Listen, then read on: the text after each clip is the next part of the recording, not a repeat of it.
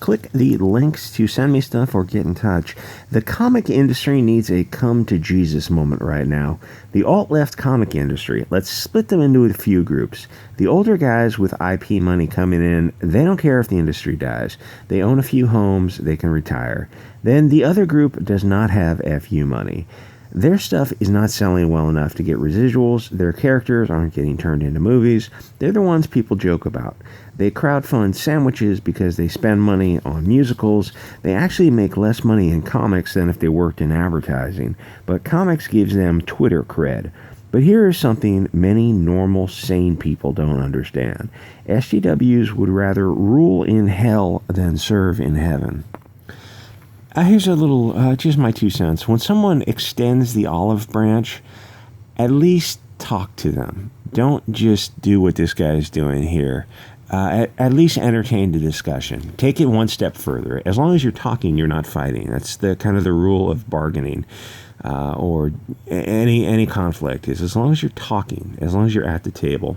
Anyway, everything SJWs touch turns to ashes, but they will protect that pile of ashes. Not only that, but they want to turn your industry or hobby into dirt also, because they can't stand to see people happy.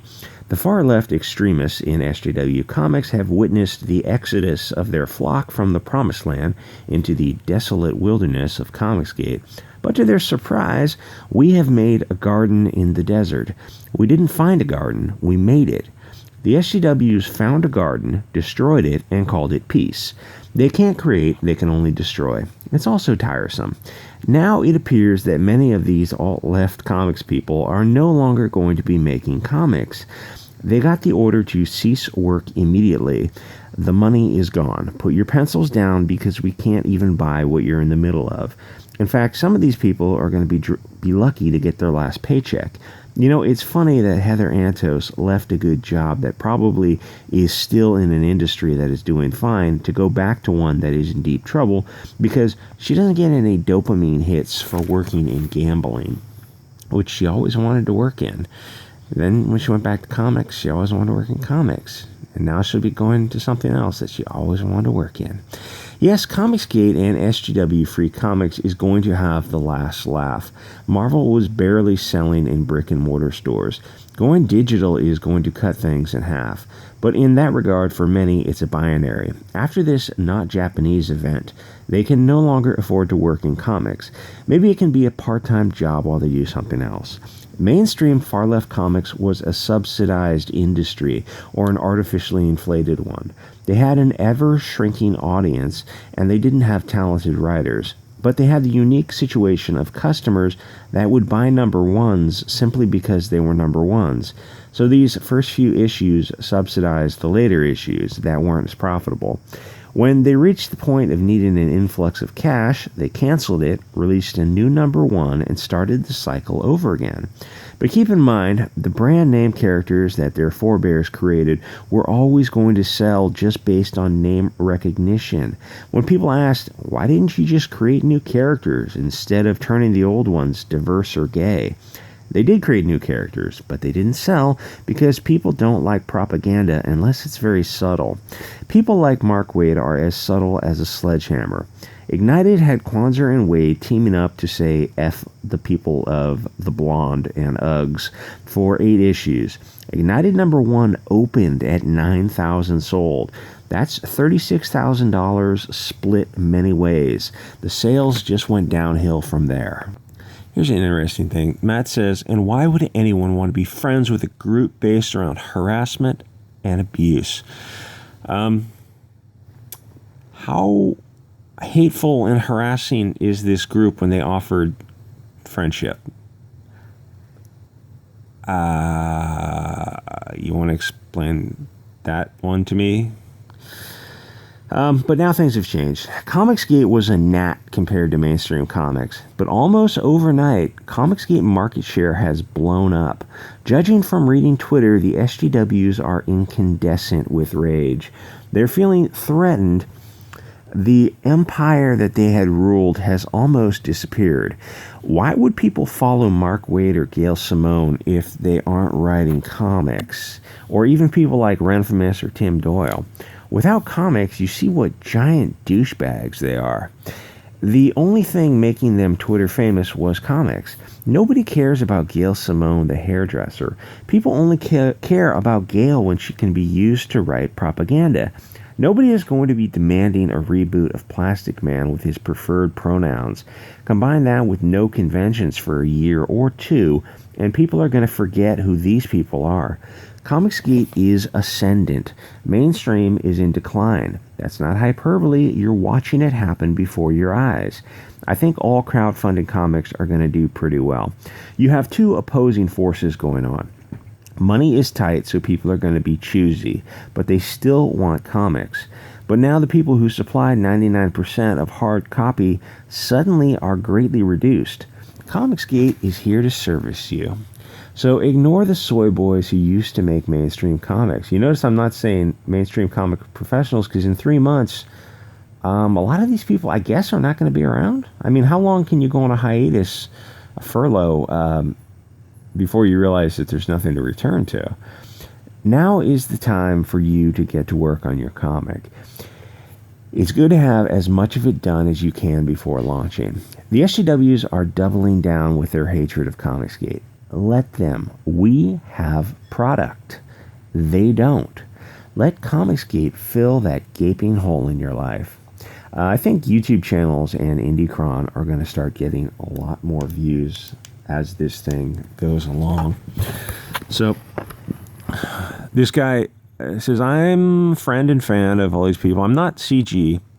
Well, then, I mean, what is CG? Yeah, my Kindle is starting to go, and I don't know. I guess it's who makes it. It's probably made in Japan or South Korea, I hope, because if it's made in China, I'm not going to be able to get a new one.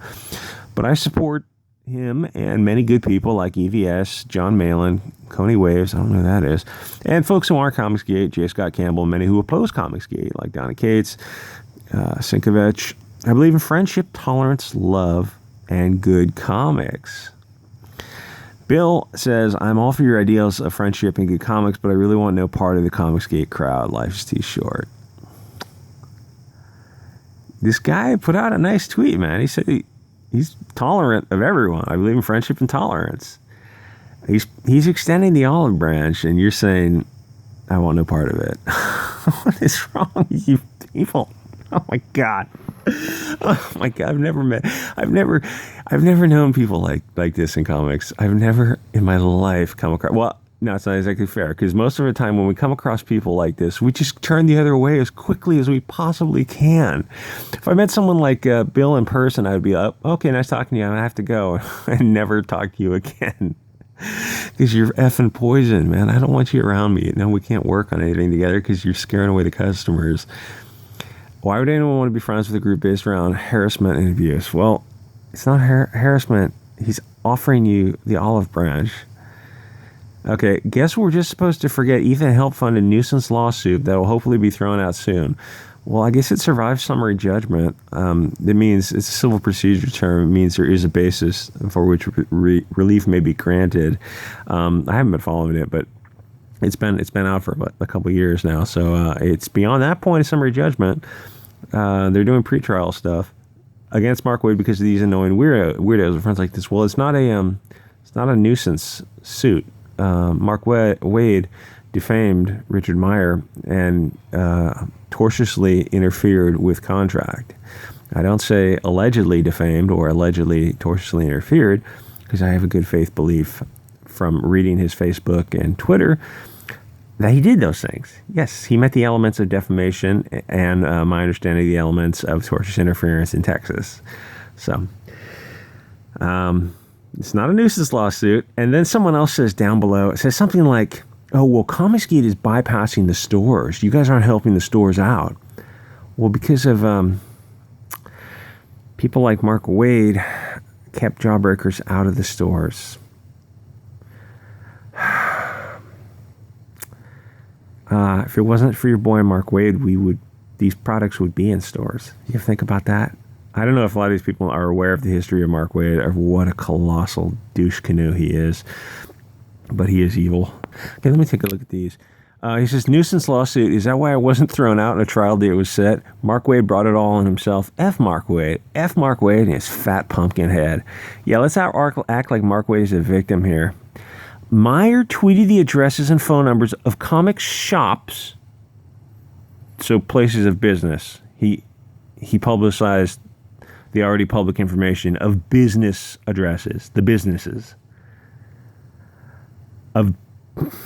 Aren't those shops' addresses already on the internet? Yes, they're on the internet, you freaking morons. They're in the, back when people had telephones, they were in the telephone books. Now they're on the digital version of telephone books. And, this is another thing I was thinking of. I haven't been following this case so closely, but the litigation of Meyer v. Waid is expensive and tortious interference, defamation. I wondered briefly, is it worth pursuing? It seems like Meyer has completely bypassed the comic book stores, and it seems like it might even be an issue with, there's a legal issues of ripeness, mootness, and standing, at least for the Supreme Court cases, of do you have something upon which the court may grant relief? That's an interesting question. Like, if all of a sudden the comic book stores disappeared, Meyer still has damages at the time of the wrong, but it's an interesting case now, I guess, because I don't know. It might almost be better for both Waid and Mark to look for a settlement. I have to think about that. Is a case like that worth pursuing nowadays? Because the entire world is shifted with this not Korean flu. Yeah, Mark Waid is sticking with his humanoid book, and how well are those selling? Not well at all. Here's the thing. Yes, you're all welcome. He says, Abel Salazar says, Abel Salazar, what is that, Portuguese? How tragic you think CG is a hateful group. How convenient of you guys, but CG is the future, and guess what? Everyone is invited as long as they're not throwing junk at it. Although I must admit with CG, many people mutually disagree, but we're able to build bridges, and that is beauty. Yes, Ethan, let's try building bridges. And Mike Miller. Malin tried to build bridges, and Miller, I don't know, blows them up. It's a hateful group. Okay, so you've got some people in CG talking about Ethan. Ethan is clapping back on people. You guys, I criticize this guy all the time because it's fun. In his defense, he's making fun of people who tried to destroy his life. These people made fun of his marriage, his divorce, his financial problems, and they made fun of literally everything they could. Nothing was off limits for these people. Is it a little... You think, he should be above it? Yeah, maybe. It's like the best revenge is living well. He's laughing in Millionaire. I wouldn't, if I were him, I wouldn't be this petty to down goes G. Willow Wilson, down goes Kate. Because you got a project that is at $400,000 and it might get anywhere from, might end up at $800,000 before it ends. By any metric it's at 410 today. That's a success all on its own. At 100,000, it would have been a success. As long as you can put out 2 or 3 of those a year, you're doing great. Okay, so he got his chance to gloat. These SCWs are the worst people in the world. Okay, now here's the thing. It makes fun of people. They never cancel anyone. They make memes to people that hate CG. That's all. I've never seen these images. Then he talks about, who's that guy? Gary Dugan said, eat a pre-effed D. It's mostly white liberals that don't like CG. Yeah, it is really weird. These people are. Okay, here's the thing. Listen, I'm a little bit of a troll. There's a lot of trolls in CG. We can disagree, and you're still welcome to sell your product. I don't even have to like you to talk to you about your product. If it's good, it's good. You don't have to cancel someone in their entirety just because you don't like some aspects of it. If someone's doing something immoral, unethical, that's different. But nobody in CG is like that. We're just, some great people, some assholes, but they're just people trying to sell a product and drink a few beers and have fun. These people want to cancel you for words you say on the internet. They want to stop you from making a product. They want to stop you from doing business. They want you homeless on the street, and they want your kids homeless on the street. These are the worst people on earth. I don't agree with any kind of deplatform, and I've seen some of it. This is like 15 minutes in. I've seen some of it going on in CG. I don't agree with that at all. Let people do their business. Anyway, like, comment, subscribe, guys. You want to send me art for the channel, biancazombie602@gmail.com. You want to send me stuff to the P.O. Box, I got one. Go ahead. Just let me know when you're sending it so I can go check it. If you can send me comics, I guess I'll just spray them down with a little ethanol on the outside. All right, guys. I will see you all next episode.